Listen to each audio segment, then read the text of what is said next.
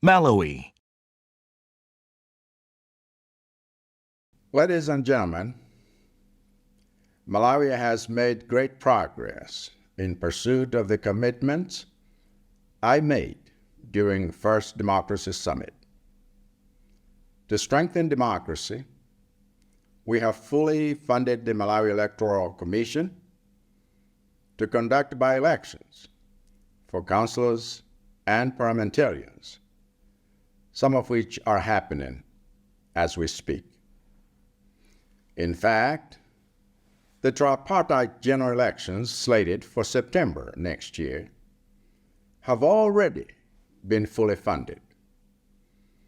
And because the resources from our development partners are merely supplementary, we have ensured that Malawi's elections are an expression of our country's sovereignty.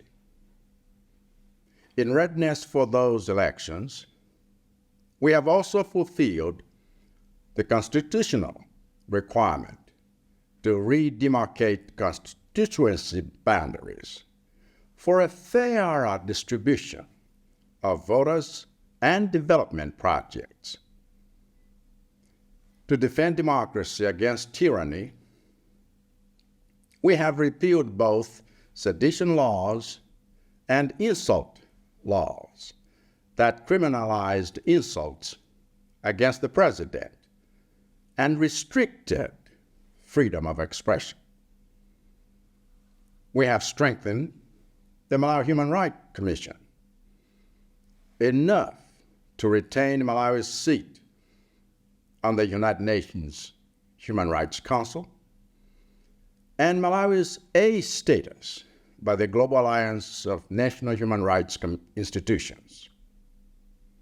For the first time in Malawi's history, we have established an independent tribunal to handle violations of people's rights by the National Intelligence Service, as well as the establishment of Malawi Peace and Unity Commission to safeguard the peace Malawi is famous for.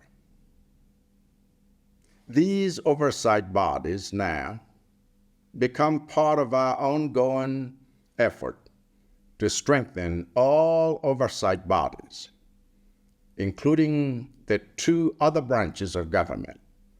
For example, we have strengthened the judiciary by appointing additional judges to the High Court and Supreme Court, as well as setting up a commercial crimes court that focuses on the speedy disposal of financial crimes.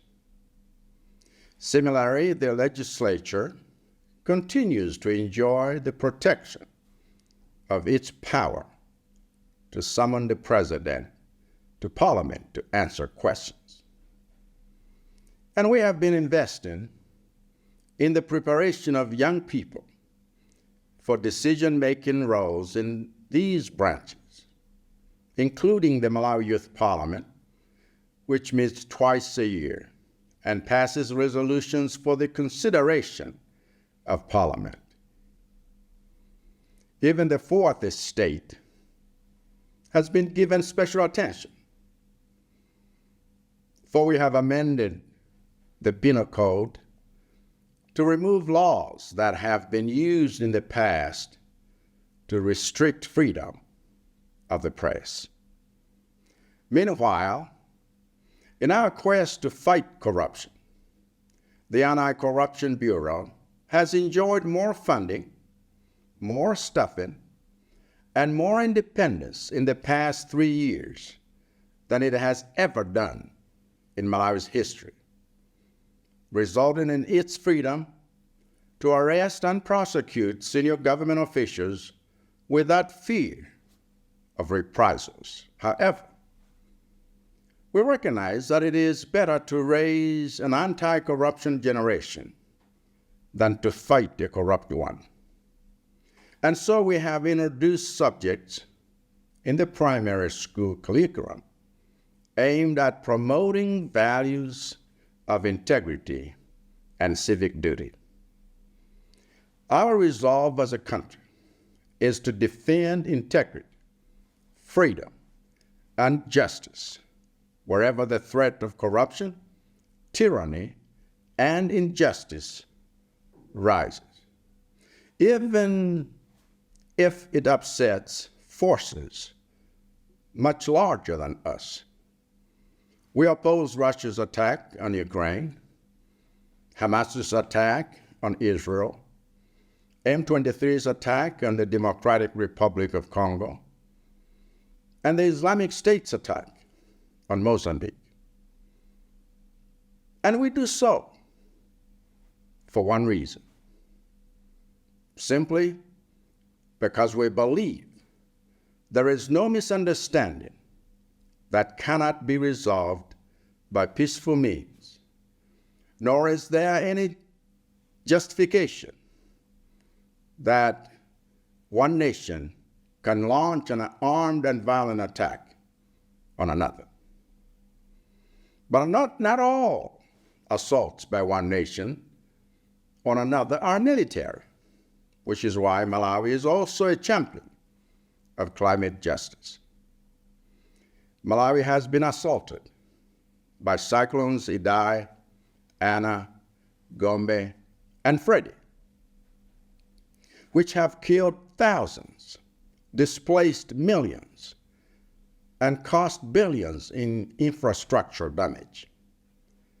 These are not natural disasters, but man-made catastrophes that require the developed economies whose industrial actions caused them to make restitution through the provision of resources for loss and damage.